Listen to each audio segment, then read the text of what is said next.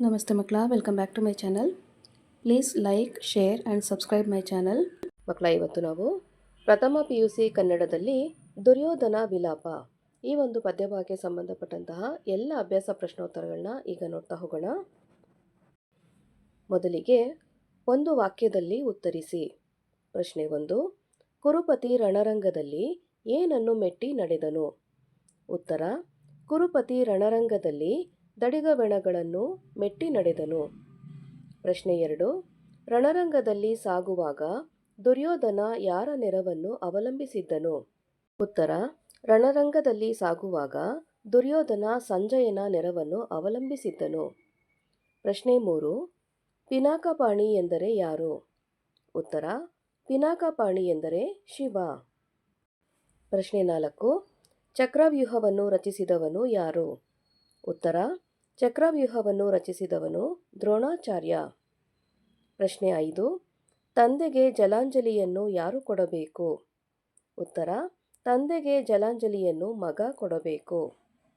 ಪ್ರಶ್ನೆ 6. ದಿವ್ಯಜ್ಞಾನಿ ಎಂದು ಯಾರನ್ನು ಕರೆಯಲಾಗಿದೆ? ಉತ್ತರ: ದಿವ್ಯಜ್ಞಾನಿ ಎಂದು ಸಹದೇವನನ್ನು ಕರೆಯಲಾಗಿದೆ. ಪ್ರಶ್ನೆ 7. ಅಂಗಾಧಿಪತಿ ಯಾರು? ಉತ್ತರ: ಅಂಗಾಧಿಪತಿ ಕರ್ಣ. ಪ್ರಶ್ನೆ 8. ಹರಿಯು ಕರ್ಣನಿಂದ ಬೇಡಿದ್ದೇನು? ಉತ್ತರ: ಹರಿಯು ಕರ್ಣನಿಂದ ಕವಚವನ್ನು ಬೇಡಿದ್ದನು. ನೆಕ್ಸ್ಟ್ ಹೆಡಿಂಗ್ ನೋಡಿ ಮಕ್ಕಳ. 2-3 ವಾಕ್ಯಗಳಲ್ಲಿ ಉತ್ತರಿಸಿ. ಪ್ರಶ್ನೆ 1. ರಣರಂಗದಲ್ಲಿ ಬಿದ್ದಿದ್ದ ಅಭಿಮನ್ಯುವಿನ ಕಳೇಬರ ಯಾವ ರೀತಿ ಕಾಣುತ್ತಿತ್ತು?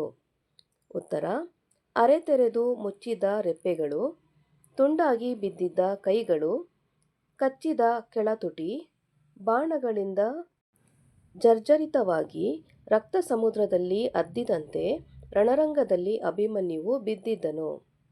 ಪ್ರಶ್ನೆ 2. ದುರ್ಯೋಧನ ತನ್ನ ಮಗನ ಶವವನ್ನು ಕಂಡು ಹೇಗೆ ವ್ಯಥೆ ಪಡುತ್ತಾನೆ? ಉತ್ತರ: ದುರ್ಯೋಧನ ತನ್ನ ಮಗನ ಶವವನ್ನು ಕಂಡು, ಮಗನಾದವನು ತನ್ನ ತಂದೆಗೆ ತರ್ಪಣ ಬಿಡುವುದು ಕ್ರಮ, ಆದರೆ ಇಲ್ಲಿ ನಾನೇ ನಿನಗೆ ತರ್ಪಣ ಬಿಡುವಂತಾಯಿತೆ ಎಂದು ವ್ಯಥೆ ಪಡುತ್ತಾನೆ. ಪ್ರಶ್ನೆ 3. ದುಶ್ಯಾಸನನು ಅಣ್ಣನಿಗೆ ತೋರಿದ ವಿನಯಶೀಲತೆ ಯಾವುದು? ಉತ್ತರ: ತಾಯಿಯ ಎದೆಹಾಲಿರಲಿ, ಸೋಮಾಮೃತವಿರಲಿ, ದಿವ್ಯ ಭೋಜನವಿರಲಿ, ಯಾವುದನ್ನು ಅಣ್ಣ ಸ್ವೀಕರಿಸಿದ ನಂತರ ಸ್ವೀಕರಿಸುವ ವಿನಯಶೀಲತೆ ದುಶ್ಯಾಸನ ಹೊಂದಿದ್ದನು. ಪ್ರಶ್ನೆ 4. ಕರ್ಣನ ಜನ್ಮ ರಹಸ್ಯವನ್ನು ಯಾರು ಯಾರು ಅರಿತಿದ್ದರು? ಉತ್ತರ: ಕರ್ಣನ ಜನ್ಮ ರಹಸ್ಯವನ್ನು ದುರ್ಯೋಧನ, ಕುಂತಿ, ಶ್ರೀಕೃಷ್ಣ, ದಿವ್ಯಜ್ಞಾನಿಯಾದ ಸಹದೇವ, ಸೂರ್ಯ ಅರಿತಿದ್ದರು. ಪ್ರಶ್ನೆ 5. ದುರ್ಯೋಧನನು ಕರ್ಣನ ದಾನಗುಣವನ್ನು ಹೇಗೆ ಪ್ರಶಂಸಿಸಿದ್ದಾನೆ? ಉತ್ತರ: ಇಂದ್ರ ಬೇಡಿದಾಗ ಕರ್ಣಕುಂಡಲವನ್ನು ಕತ್ತರಿಸಿ ಕೊಟ್ಟಿರುವುದನ್ನು, ಕುಂತಿಯು ಬೇಡಿದಾಗ ದಿವ್ಯಾಸ್ತ್ರವನ್ನು ಕೊಟ್ಟಿದ್ದನ್ನು ನೆನಪಿಸುತ್ತಾ ದುರ್ಯೋಧನನು ಕರ್ಣನ ದಾನಗುಣಗಳನ್ನು ಪ್ರಶಂಸಿಸುತ್ತಾನೆ. ನೆಕ್ಸ್ಟ್ ಹೆಡ್ಡಿಂಗ್ ಮಕ್ಕಳ. ಸಂದರ್ಭದೊಡನೆ ವಿವರಿಸಿ. ಸಂದರ್ಭ 1. ಗಾಂಡೀವಿಯಲ್ತು ಪಿನಾಕಪಾಣಿಯುಂ ನೆರೆಯನ್. ಆಯ್ಕೆ: ಈ ಸಾಲನ್ನು ಶಕ್ತಿಕವಿ ರನ್ನನು ರಚಿಸಿದ ಗದಾಯುದ್ಧದಿಂದ ಆಯ್ದ ದುರ್ಯೋಧನ ವಿಲಾಪ ಎಂಬ ಕಾವ್ಯಭಾಗದಿಂದ ಆಯ್ದುಕೊಳ್ಳಲಾಗಿದೆ. ಸಂದರ್ಭ: ಮಹಾಭಾರತ ಯುದ್ಧದಲ್ಲಿ ತನ್ನವರನ್ನೆಲ್ಲ ಕಳೆದುಕೊಂಡ ದುರ್ಯೋಧನ ಯುದ್ಧಭೂಮಿಗೆ ಬಂದಾಗ ಅಲ್ಲಿ ದ್ರೋಣರ ಶವದ ಮುಂದೆ ನಿಂತು ಈ ಮಾತನಾಡುತ್ತಾನೆ. ವಿವರಣೆ: ದುರ್ಯೋಧನ ಮಹಾಭಾರತ ಯುದ್ಧದಲ್ಲಿ ತನ್ನವರನ್ನೆಲ್ಲ ಕಳೆದುಕೊಂಡು ಬರುತ್ತಾನೆ.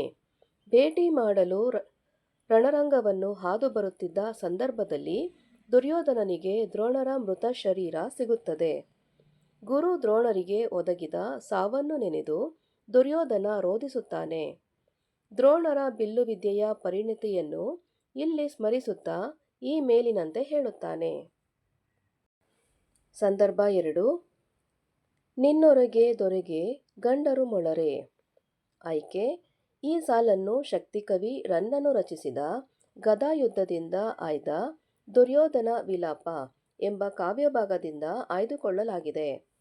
ಸಂದರ್ಭ: ಮಹಾಭಾರತ ಯುದ್ಧದಲ್ಲಿ ತನ್ನವರನ್ನೆಲ್ಲ ಕಳೆದುಕೊಂಡು ಯುದ್ಧಭೂಮಿಗೆ ಬಂದ ದುರ್ಯೋಧನನು ದ್ರೋಣರ ಶವವನ್ನು ನೋಡಿ ಮುಂದೆ ಬಂದಾಗ ಅಭಿಮನ್ಯುವಿನ ಕಳೇಬರ ಇದ್ದಲ್ಲಿಗೆ ಬಂದು ಅವನ ಶಕ್ತಿ ಸಾಮರ್ಥ್ಯವನ್ನು ಹೊಗಳಿ ಮಾತನಾಡುವಂತಹ ಸಂದರ್ಭವಿದು.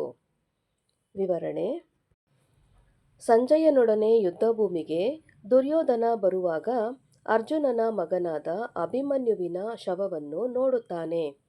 ದ್ರೋಣರು ರಚಿಸಿದ ಚಕ್ರವ್ಯೂಹವನ್ನು ಭೇದಿಸಿ ಯುದ್ಧಭೂಮಿಯಲ್ಲಿ ಅನೇಕ ರಾಜರನ್ನು ಸೋಲಿಸಿದ ಮಹಾಪರಾಕ್ರಮಿಯಾದ ಅಭಿಮನ್ಯುವನ್ನು ದುರ್ಯೋಧನ ಹೊಗಳುತ್ತಾನೆ.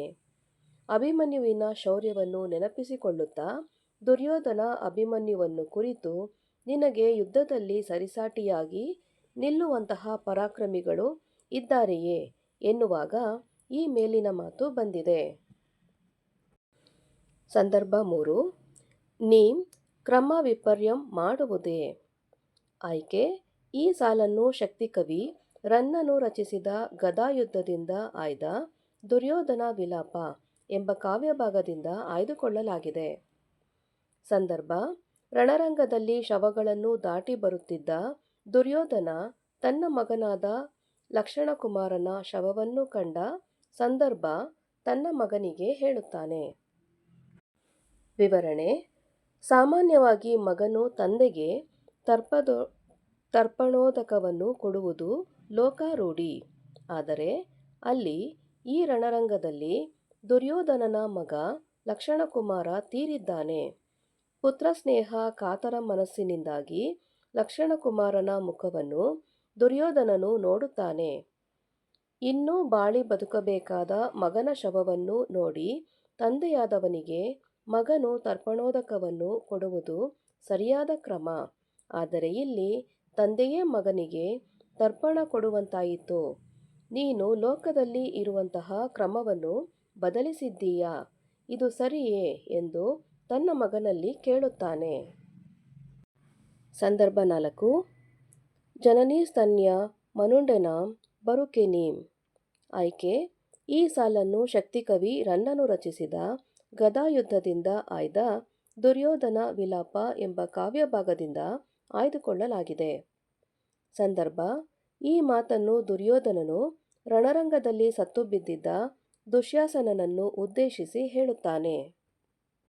ವಿವರಣೆ: ದುಶ್ಯಾಸನ ಅಣ್ಣನ ಮಾತನ್ನು ಪಾಲಿಸಿದವನು. ಈ ರೀತಿಯ ಸೋದರ ವಾತ್ಸಲ್ಯವನ್ನು ಹೊಂದಿದ ತಮ್ಮನನ್ನು ನೆನೆದಾಗ ದುರ್ಯೋಧನನಿಗೆ ವಾತ್ಸಲ್ಯ ಉಕ್ಕುತ್ತದೆ. ಎದುರಿಗೆ ದುಶ್ಯಾಸನನ ಶವವಿದೆ. ಆ ಸಂದರ್ಭದಲ್ಲಿ ದುರ್ಯೋಧನ ದುಶ್ಯಾಸನನನ್ನು ಕಂಡು ತಮ್ಮನಾಗಿ ಮೊದಲೇ ಸತ್ತಿರುವ ಬಗ್ಗೆ ದುಃಖವನ್ನು ವ್ಯಕ್ತಪಡಿಸುತ್ತಾನೆ. ಎಲ್ಲದರಲ್ಲಿಯೂ ನಿನಗಿಂತ ಸರದಿಯಲ್ಲಿ ನಾನು ಮೊದಲಿಗನಾಗಿದ್ದೆ. ಆದರೆ ಸಾವಿನ ವಿಷಯದಲ್ಲಿ ನೀನು ಏಕೆ ಮೊದಲಿಗನಾದೆ ಎಂದು ಪ್ರಶ್ನಿಸುತ್ತಾ ಈ ಮೇಲಿನಂತೆ ವಿವರಿಸುತ್ತಾನೆ. ಸಂದರ್ಭ 5. ಈಗಳ್ ನೀನು ಮಗಳ್ದೆತ್ತ ಯಂಗಾಧಿಪತಿ. ಆಯ್ಕೆ: ಈ ಸಾಲನ್ನು ಶಕ್ತಿಕವಿ ರನ್ನನು ರಚಿಸಿದ ಗದಾಯುದ್ಧದಿಂದ ಆಯ್ದ ದುರ್ಯೋಧನ ವಿಲಾಪ ಎಂಬ ಕಾವ್ಯಭಾಗದಿಂದ ಆಯ್ದುಕೊಳ್ಳಲಾಗಿದೆ. ಸಂದರ್ಭ: ದುರ್ಯೋಧನನು ರಣರಂಗದಲ್ಲಿ ತನ್ನ ಪ್ರಾಣಸ್ನೇಹಿತನಾದ ಕರ್ಣನ ಶವದ ಮುಂದೆ ನಿಂತು ದುಃಖಿಸುವಂತಹ ಸಂದರ್ಭವಿದು. ವಿವರಣೆ: ಕರ್ಣ ಮತ್ತು ದುರ್ಯೋಧನ ಪ್ರಾಣಸ್ನೇಹಿತರು. ರಣರಂಗದಲ್ಲಿ ಸತ್ತು ಬಿದ್ದಿರುವ ಕರ್ಣನನ್ನು ನೋಡಿದ ದುರ್ಯೋಧನನಿಗೆ ಇನ್ನಷ್ಟು ದುಃಖ ಉಂಟಾಗುತ್ತದೆ. ನಾನು, ದುಶ್ಯಾಸನ ಮತ್ತು ನೀನು ಮೂವರು ಅನ್ಯೋನ್ಯತೆಯಿಂದ ಇದ್ದೆವು.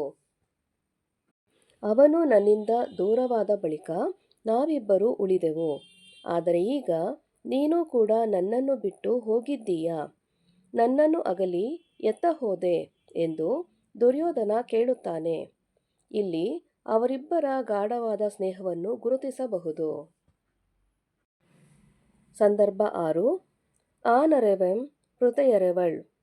ಆಯ್ಕೆ: ಈ ಸಾಲನ್ನು ಶಕ್ತಿಕವಿ ರನ್ನನು ರಚಿಸಿದ ಗದಾಯುದ್ಧದಿಂದ ಆಯ್ದ ದುರ್ಯೋಧನ ವಿಲಾಪ ಎಂಬ ಕಾವ್ಯಭಾಗದಿಂದ ಆಯ್ದುಕೊಳ್ಳಲಾಗಿದೆ.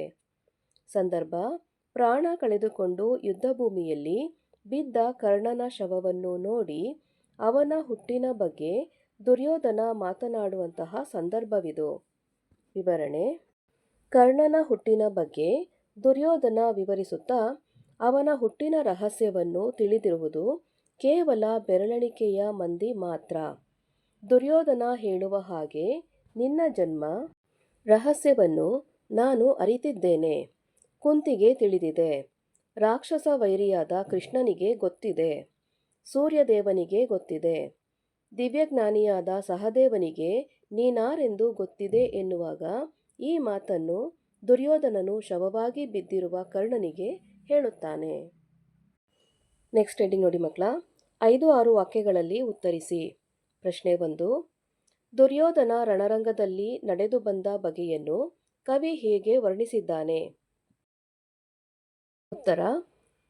ಕುರುಕ್ಷೇತ್ರ ಯುದ್ಧವಾದ ಬಳಿಕ ಎಲ್ಲರನ್ನೂ ಕಳೆದುಕೊಂಡು ದುರ್ಯೋಧನ ದುಃಖಿತನಾಗಿ ಯುದ್ಧಭೂಮಿಯಲ್ಲಿ ಶರಶಯ್ಯೆಯಲ್ಲಿರುವ ಭೀಷ್ಮರನ್ನು ಕಾಣಲು ಬರುತ್ತಾನೆ. ಸಂಜಯನೊಡನೆ ರಣರಂಗದಲ್ಲಿ ನಡೆದು ಬರುತ್ತಾನೆ. ಹಾಗೆ ಬರುತ್ತಿರುವಾಗ ಆ ರಣಭೂಮಿಯಲ್ಲಿ ಲಕ್ಷಾಂತರ ಜನರ ಪ್ರಾಣವನ್ನು ಕಳೆದುಕೊಂಡಿದ್ದರಿಂದ ರಕ್ತದ ಸಮುದ್ರ ಅಲ್ಲಿ ಗೋಚರಿಸುತ್ತಿತ್ತು. ಆ ನೆತ್ತರಿನ ಸಮುದ್ರದಲ್ಲಿ ತುಂಡಾಗಿ ಬಿದ್ದಿದ್ದ ಆಯುಧಗಳು ಆಗಿಂದಾಗ ಪಾದಗಳನ್ನು ಇರಿಯುತ್ತಿತ್ತು. ಅಲ್ಲಿ ಕಾಲೂರುವುದಕ್ಕೆ ಆಸ್ಪದವಿಲ್ಲದೆ ದುರ್ಯೋಧನನನ್ನು ಆ ದೊಡ್ಡ ದೊಡ್ಡ ಹೆಣಗಳನ್ನು ಮೆಟ್ಟಿ ನಡೆಯುತ್ತಾನೆ. ದುರ್ಯೋಧನನು ಆನೆಗಳೆಂಬ ಬೆಟ್ಟಗಳನ್ನು ಏರುತ್ತಾ, ರಕ್ತದ ಹೊಳೆಗಳನ್ನು ದಾಟುತ್ತಾ, ಕಪ್ಪಾದ ಬಳ್ಳಿಗಳ ಹಾಗೆ ನೆಲದಲ್ಲಿ ಬಾಚಿಕೊಂಡಿರುವ ಆನೆಗಳ ಸೊಂಡಿಲುಗಳಲ್ಲಿ ಸಿಕ್ಕಿಕೊಳ್ಳುತ್ತಾನೆ. ಇದ್ಯಾವುದನ್ನು ಲೆಕ್ಕಿಸದೆ ಸಂಜಯನ ಹೆಗಲನ್ನು ಅವಲಂಬಿಸಿ ಅತಿ ರಭಸದಿಂದ ನಡೆದು ಬರುತ್ತಾನೆ. ಇದು ದುರ್ಯೋಧನನು ರಣರಂಗದಲ್ಲಿ ನಡೆದು ಬಂದ ಬಗೆಯಾಗಿದೆ. ಪ್ರಶ್ನೆ 2. ದ್ರೋಣನ ಕಳೇಬರವನ್ನು ಕಂಡು ದುರ್ಯೋಧನ ಹೇಗೆ ದುಃಖಿಸುತ್ತಾನೆ? ಉತ್ತರ. ದುರ್ಯೋಧನನು ಸಂಜಯನ ಹೆಗಲನ್ನು ಅವಲಂಬಿಸಿ ಭಾರೀ ಹೆಣಗಳನ್ನು ಮೆಟ್ಟಿ ನಡೆಯುತ್ತಾ ಮುಂದೆ ಬಂದಾಗ ಅಲ್ಲಿ ಬಾಣ ಸಮೂಹದಿಂದ ನುಚ್ಚುನೂರಾದ ದೇಹ ಮತ್ತು ಕವಚವುಳ್ಳ ದ್ರೋಣಾಚಾರ್ಯರನ್ನು ನೋಡಿದನು. ಸ್ವಭಾವತಃ ದುಷ್ಟನಾದ ದುಷ್ಟದ್ಯುಮ್ನನ ಕೈಗೆ ಸಿಕ್ಕು ಅವನಿಗೆ ತಲೆಗೂದಲು ಎಳೆಯಲ್ಪಟ್ಟು ಸತ್ತಿರುವ ದ್ರೋಣರನ್ನು ನೋಡುತ್ತಾನೆ. ಧನುರ್ವಿದ್ಯೆಯಲ್ಲಿ ನಿಮ್ಮನ್ನು ಮೀರಿ ನಿಲ್ಲಲು ಅರ್ಜುನನಿಗಲ್ಲ, ಸಾಕ್ಷಾತ್ ಶಿವನಿಗೂ ಅಸಾಧ್ಯವಾಗುವ ಕೌಶಲ್ಯ ನಿಮ್ಮಲ್ಲಿತ್ತು. ನಿಮ್ಮನ್ನು ಪ್ರತಿಭಟಿಸಿ ಗೆಲ್ಲುವುದು ಅಸಾಧ್ಯದ ಮಾತು. ಹೇಗಿದ್ದರೂ ನೀವು ಶಸ್ತ್ರತ್ಯಾಗ ಮಾಡಿದ್ದು ಕೇವಲ ತಿರಸ್ಕಾರದಿಂದಲೋ ಅಥವಾ ನನ್ನ ಕರ್ಮಫಲವು ನಿಮ್ಮನ್ನು ಹಾಗೆ ಮಾಡಿಸಿತೋ ನಾನರಿಯೆ. ನಿಮಗೂ ಕೂಡ ಈ ರೀತಿಯ ಅಕಾಲವಾದ ಮೃತ್ಯು ಯಾಕಾಗಿ ಉಂಟಾಯಿತೋ ಎಂದು ದುಃಖಿಸುತ್ತಾನೆ. ಪ್ರಶ್ನೆ 3. ಅಭಿಮನ್ಯುವಿನ ಶೌರ್ಯ ಸಾಹಸವನ್ನು ದುರ್ಯೋಧನ ಹೇಗೆ ಹೊಗಳುತ್ತಾನೆ? ಉತ್ತರ. ಅಭಿಮನ್ಯು ಅರೆಮುಚ್ಚಿದ ಕಣ್ಣು, ಅರಳಿದ ಮುಖ, ಕತ್ತರಿಸಿದ ಕೈಗಳು, ಕಚ್ಚಿದ ಒಸಡು, ಶತ್ರುಗಳ ಬಾಣದಿಂದ ನುಜ್ಜುಗುಜ್ಜಾದ ದೇಹ, ನೆತ್ತರ ಕಡಲಲ್ಲಿ ಮುಳುಗಿ ಬಿದ್ದಿದ್ದಾನೆ. ಹೀಗಿರುವ ಅಭಿಮನ್ಯುವನ್ನು ದುರ್ಯೋಧನನು ನೋಡುತ್ತಾನೆ. ತನ್ನ ಶತ್ರುವಾದ ಅರ್ಜುನನ ಮಗನೆಂದು ತಿಳಿದರೂ ಗುಣಕ್ಕೆ ಮತ್ಸರವಿಲ್ಲ ಎನ್ನುವ ಹಾಗೆ ಹೊಗಳುತ್ತಾನೆ. ದ್ರೋಣಾಚಾರ್ಯರು ನಿರ್ಮಿಸಿದ ಚಕ್ರವ್ಯೂಹವನ್ನು ಭೇದಿಸಿ ಮುನ್ನುಗ್ಗಲು ಸಮರ್ಥರಾದವರು ಅರ್ಜುನನು ನೀನು ಮಾತ್ರ. ಬೇರೆಯವರಿಗೆ ಇದು ಅಸಾಧ್ಯ. ಇದನ್ನು ನೀನು ಪ್ರವೇಶಿಸಿದ್ದೀಯಾ? ಯುದ್ಧಭೂಮಿಯಲ್ಲಿ ಅಸಂಖ್ಯಾತ ಶತ್ರುರಾಜರನ್ನು ಸಂಹರಿಸಿದವನು ನೀನಾಗಿದ್ದೀಯಾ? ಯುದ್ಧದಲ್ಲಿ ನಿನಗೆ ಸರಿಸಾಟಿಯಾಗಿ ನಿಲ್ಲುವ ಪರಾಕ್ರಮಿಗಳು ಯಾರೂ ಇಲ್ಲ. ನೀನು ಅನುಪಮ ಸಾಹಸಿ. ನಿನ್ನ ಪರಾಕ್ರಮ ಬೇರೆಯವರಿಗೆ ಬರಲು ಸಾಧ್ಯವಿಲ್ಲ. ನಿನ್ನ ಸಾಹಸಕ್ಕೆ ಸಮಾನವಾದ ಸಾಹಸವು, ಜೊತೆಗೆ ನಿನ್ನ ಮರಣಕ್ಕೆ ಅನುಗುಣವಾದ ಮರಣವು ನನಗೆ ಸಿಗುವಂತಾಗಲಿ ಎಂದು ಪ್ರಾರ್ಥಿಸುತ್ತೇನೆ ಎನ್ನುತ್ತಾನೆ. ಇಲ್ಲಿ ಅಭಿಮನ್ಯು ದುರ್ಯೋಧನನಿಗಿಂತ ಪ್ರಾಯದಲ್ಲಿ ಕಿರಿಯ, ಅಲ್ಲದೆ ಶತ್ರುಪುತ್ರ. ಹೀಗಿದ್ದರೂ ಅಭಿಮನ್ಯುವಿನ ಶೌರ್ಯ ಸಾಹಸವನ್ನು ದುರ್ಯೋಧನ ಹಾಡಿ ಹೊಗಳುತ್ತಾನೆ. ಇದು ದುರ್ಯೋಧನನ ಹೆಚ್ಚುಗಾರಿಕೆ. ಪ್ರಶ್ನೆ 4. ದುರ್ಯೋಧನನು ದುಶ್ಯಾಸನನನ್ನು ಕಂಡು ವ್ಯಕ್ತಪಡಿಸಿದ ಭಾವನೆಗಳಾವುವು? ಉತ್ತರ. ಮಹಾಭಾರತ ಯುದ್ಧದಲ್ಲಿ ತನ್ನವರನ್ನೆಲ್ಲರನ್ನೂ ಕಳೆದುಕೊಂಡ ದುರ್ಯೋಧನನು ಯುದ್ಧಭೂಮಿಯಲ್ಲಿ ಶರಶಶೈಲಿಯಲ್ಲಿದ್ದ ತಾತ ಭೀಷ್ಮರನ್ನು ಭೇಟಿ ಮಾಡಲು ಸಂಜಯನೊಡನೆ ಬರುತ್ತಾನೆ. ಸತ್ತು ಬಿದ್ದಿರುವ ಗುರು ದ್ರೋಣಾಚಾರ್ಯ, ಅರ್ಜುನನ ಮಗ ಅಭಿಮನ್ಯು, ಮಗ ಲಕ್ಷಣಕುಮಾರ ಇವರನ್ನೆಲ್ಲ ನೋಡಿ ದುಃಖಿಸುತ್ತಾ ತಮ್ಮನಾದ ದುಶ್ಯಾಸನನ ಶವವನ್ನು ನೋಡುತ್ತಾನೆ. ವಿಪರೀತವಾದ ದುಃಖ ವ್ಯಾಪಿಸಿಕೊಳ್ಳುತ್ತದೆ. ಭ್ರಾತೃ ವಾತ್ಸಲ್ಯದಿಂದ ನಿನ್ನನ್ನು ಕೊಂದವನು ಈಗಲೂ ಬದುಕಿರುವಾಗ ಆತನನ್ನು ಹೊಡೆದು ಕೊಲ್ಲದೆ ಬಿಟ್ಟ ನಾನು ಇನ್ನೂ ಜೀವಿಸಿದ್ದೇನಲ್ಲ ಎಂದು ತನ್ನ ಬಗ್ಗೆ ತಾನೇ ನಾಚಿಕೆ ಪಟ್ಟುಕೊಳ್ಳುತ್ತಾನೆ. ಸೇಡಿಗೆ ಸೇಡು ತೀರಿಸದೆ ಹೋದೆನಲ್ಲ, ಇದು ತನ್ನಂಥವನಿಗೆ ಉಚಿತವಲ್ಲ ಎನ್ನುತ್ತಾನೆ. ತಾಯಿಯ ಎದೆಹಾಲು ಕುಡಿದದ್ದು, ಸೋಮಾಮೃತ ದಿವ್ಯ ಭೋಜನಗಳನ್ನು ನಾನು ಮೊದಲು ಸೇವಿಸಿದ್ದೇನೆ, ಆನಂತರ ತಮ್ಮನಾದ ನೀನು ಸೇವಿಸಿದ್ದು. ಚಿಕ್ಕದಾಗಿನಿಂದ ಎಲ್ಲಿಯೂ ಈ ಕ್ರಮ ತಪ್ಪಲಿಲ್ಲ.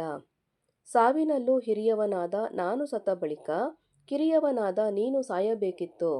ಇಲ್ಲಿ ಮಾತ್ರ ನೀನು ಕ್ರಮವನ್ನು ತಪ್ಪಿದ್ದೀಯಾ ಎನ್ನುವುದಾಗಿ ನೋವನ್ನು ತೋಡಿಕೊಳ್ಳುತ್ತಾ ಮರುಗುತ್ತಾನೆ. ಪ್ರಶ್ನೆ 5. ಕರ್ಣನ ಉದಾತ್ತ ಗುಣಗಳನ್ನು ದುರ್ಯೋಧನ ಹೀಗೆ ಕೊಂಡಾಡಿದ್ದಾನೆ. ಉತ್ತರ: ದುರ್ಯೋಧನನು ತನ್ನ ಸಮಸ್ತ ಬಂಧುಗಳನ್ನು ಕಳೆದುಕೊಂಡಿದ್ದನು. ಶರಶಶೈಯಲ್ಲಿ ಮಲಗಿದ್ದ ಭೀಷ್ಮರನ್ನು ಕಾಣಲು ಸಂಜಯನೊಡನೆ ಬರುತ್ತಾನೆ. ಆಗ ರಣರಂಗದಲ್ಲಿ ಹೋರಾಡಿ ಸಾವನ್ನಪ್ಪಿದ ಶವಗಳನ್ನು ನೋಡುತ್ತಾನೆ. ಅದರಲ್ಲಿ ತನ್ನ ಪ್ರಾಣ ಸ್ನೇಹಿತನಾದ ಕರ್ಣನ ಶವವನ್ನು ನೋಡಿ ಆತನ ಗುಣಗಳನ್ನು ಹೇಳುತ್ತಾನೆ. ಕರ್ಣ, ಸತ್ಯ, ತ್ಯಾಗ, ಪರಾಕ್ರಮಗಳಿಗೆ ನೀನು ಮೊದಲಿಗನಾಗಿದ್ದೀಯ. ನೀನಿರುವಲ್ಲಿ ಸುಳ್ಳು, ಅತ್ಯಾಸೆ, ಭಯ ಇರಲು ಸಾಧ್ಯವಿಲ್ಲ. ನೀನಿದ್ದರೆ ಮಾತ್ರ ನನಗೆ ರಾಜ್ಯ, ಅರಸೊತ್ತಿಗೆ, ಶ್ವೇತಛತ್ರ ವಂಶ ಎಲ್ಲವೂ. ನೀನಿಲ್ಲದ ಬಳಿಕ ಇವೆಲ್ಲ ನನಗೆಲ್ಲಿವೆ? ಕರ್ಣನಂಥ ಸ್ನೇಹಿತನಿಲ್ಲದೆ ಇವೆಲ್ಲವೂ ಅರ್ಥಹೀನ ಎನ್ನುತ್ತಾನೆ. ಕರ್ಣನ ದಾನಗುಣವನ್ನು ದುರ್ಯೋಧನ ಇಲ್ಲಿ ಗುರುತಿಸಿದ್ದಾನೆ. ಇಂದ್ರನು ಬಂದು ಕರ್ಣನ ಜನ್ಮದತ್ತವನ್ನು ರಕ್ಷಾಕವಚವನ್ನು ದಾನವಾಗಿ ಬೇಡಿದಾಗ ಅದನ್ನು ಕತ್ತರಿಸಿಕೊಟ್ಟ ದಾನಶೂರನಾಗಿದ್ದೀಯ. ಅಲ್ಲದೆ ಕುಂತಿ ಬಂದು ಕೇಳಿದಾಗ ದಿವ್ಯಾಸ್ತ್ರವನ್ನು ಹಿಂದು ಮುಂದು ನೋಡದೆ ನೀಡಿದ್ದೀಯ. ಪರಾಕ್ರಮದಲ್ಲಿ ದಾನದಲ್ಲಾಗಲಿ ನಿನಗೆ ಸಮನಾದವರು ಮತ್ತೊಬ್ಬರಿಲ್ಲ ಎಂದು ದುರ್ಯೋಧನ ಕರ್ಣನನ್ನು ಹೊಗಳುತ್ತಾನೆ. ಮಕ್ಕಳ, ಇಲ್ಲಿಗೆ ಪ್ರಥಮ PUC ಕನ್ನಡದಲ್ಲಿ ದುರ್ಯೋಧನ ವಿಲಾಪ ಈ ಒಂದು ಪದ್ಯಭಾಗಕ್ಕೆ ಸಂಬಂಧಪಟ್ಟಂತಹ ಎಲ್ಲ ಅಭ್ಯಾಸ ಪ್ರಶ್ನೋತ್ತರಗಳು ಮುಕ್ತಾಯಗೊಂಡಿವೆ. ಈ ಒಂದು ವಿಡಿಯೋ ನಿಮಗೆ ಇಷ್ಟ ಆದಲ್ಲಿ ದಯವಿಟ್ಟು ನಮ್ಮ ಚಾನಲ್ನ ಲೈಕ್ ಮಾಡಿ, ಶೇರ್ ಮಾಡಿ, ಸಬ್ಸ್ಕ್ರೈಬ್ ಮಾಡಿಕೊಂಡು ನಾವು ಹಾಕುವಂಥ ಎಲ್ಲ ವೀಡಿಯೋಗಳನ್ನ ನೋಡ್ತಾ ನಮ್ಮನ್ನು ಎನ್ಕರೇಜ್ ಮಾಡ್ತಾ ಹೋಗಿ ಮಕ್ಕಳ. Thank you for watching. Bye bye.